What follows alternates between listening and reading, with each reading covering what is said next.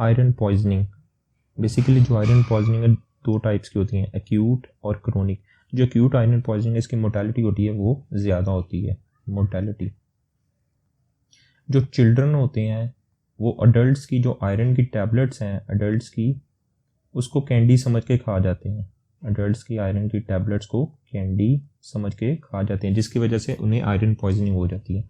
यहीं पे लिखा हुआ है कि हाई मोर्टेलिटी रेट होता है एक्सीडेंटल, जो चिल्ड्रन होते हैं वो इंजेक्शन कर लेते हैं आयरन की टैबलेट्स को, अडल्ट की आयरन की टैबलेट्स को, और जो कैसी होती हैं कैंडी की तरह होती हैं, उससे क्या हो जाता है एक्यूट आयरन पॉइजनिंग।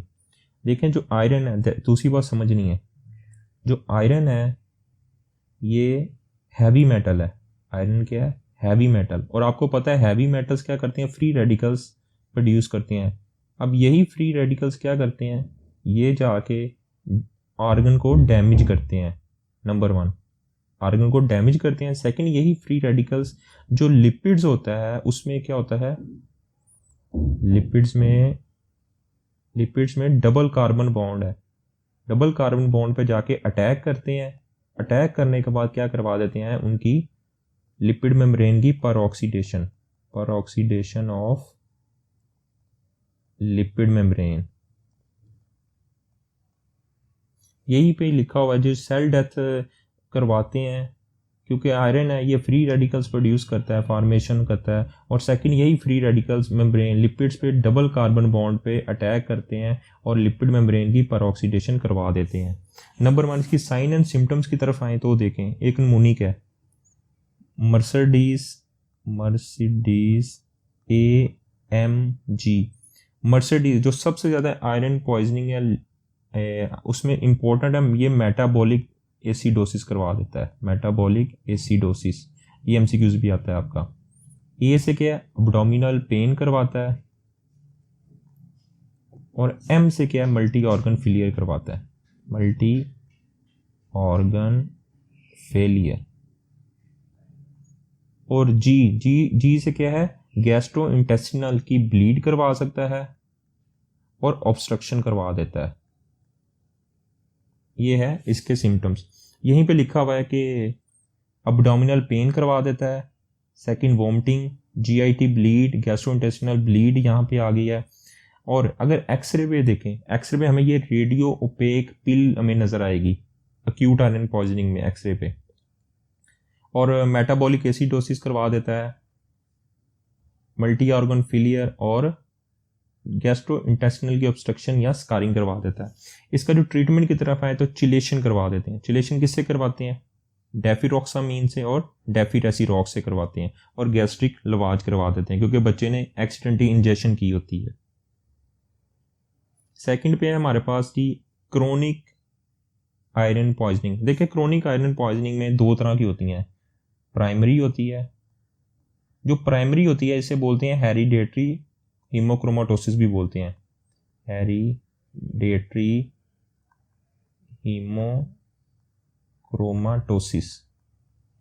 क्यों हेरिडेटरी क्यों बोलते हैं? क्योंकि इसमें जीन की म्यूटेशन हो रही होती है। कौन सी जीन की म्यूटेशन होती है? HFE की, जो क्रोमोसोम 6 पे पाई जाती है। इसका बेसिकली काम क्या होता है? इसका काम होता है आयरन की अब्जॉर्प्शन को कंट्रोल करना।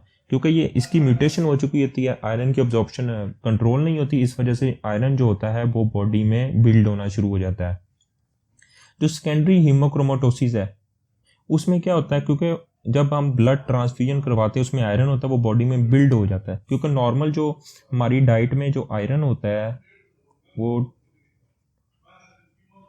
10 to 20 होता है ग्राम पर डेसीलीटर, लेकिन इसकी अब्जॉर्प्शन आयरन की बॉडी में कितनी होती है? ओनली 1 ग्राम पर डेसीलीटर अब्जॉर्प्शन होती है। अगर 1 ग्राम से ज़्यादा हो, 4 ग्राम पर डेसीलीटर हो रही है, उसे बोलेंगे हीमोक्रोमाटोसिस।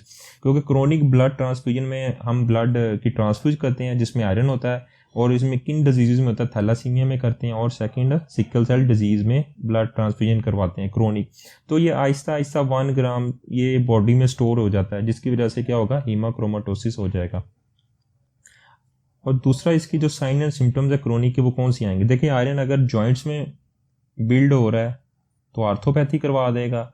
अगर लीवर में अकामुलेट हो रहा है तो सिरोसिस हो जाएगी। अगर हार्ट में अकामुलेट हो रहा है तो कार्डियोमायोपैथी हो जाएगी। और अगर पेंक्रियाज में हो रहा है तो पेंक्रियाज के जो बीटा सेल्स हैं, बीटा आइलेट सेल्स, उनको डैमेज करता है, जिसकी वजह से डायबिटीज़ मेलाइटस हो जाएगी। और स्किन की पिगमेंटेशन करवा देता है, क्योंकि मेलन की मेटाबॉलिज्म में ये खलल पैदा करता है, जिसकी वजह से स्किन की पिगमेंटेशन करवाता है और ब्रोंजे डायबिटीज़ हो जाती है और हाइपोगोनेडिज्म करवा देता है। देखें जो बेसिकली आपको ना यहाँ पे एक सिनेरियो लिखा हुआ है ब्रोंजे डायबिटीज़। देखिए ब्रोंजे डायबिटीज़ में क्या होता है जी, आपका ब्रोंजे जो डायबिटीज़ है आपकी, उसमें ट्राइएड होता है आपका नंबर 1। उसमें अगर लीवर में क्या हो रहा है, लीवर सिरोसिस हो रहा है। सेकंड पे क्या है, पेंक्रियाज में डायबिटीज़ मेलाइटस हो रही है, सेकंड है। और थर्ड पे क्या है, जो स्किन ब्राउन कलर की हो रही है मेलन की वजह से, हाइपर माइलिन की प्रोडक्शन की वजह से, इसके बोलते हैं, इस ट्राइएड को बोलते हैं ब्रोंजे डायबिटीज़। लीवर सिरोसिस, पेंक्रियाज और स्किन की पिगमेंटेशन को क्या बोलेंगे, ब्रोंजे डायबिटीज़। इसका जो ट्रीटमेंट है उसमें क्या बोल करेंगे हम, फिलाबोटोमी कर देंगे अगर पेशेंट विदाउट अनीमिया है, और या चिलेशन करवा देंगे, किससे, डेफारॉक्सामीन या डेफी रेसिरॉक्स से।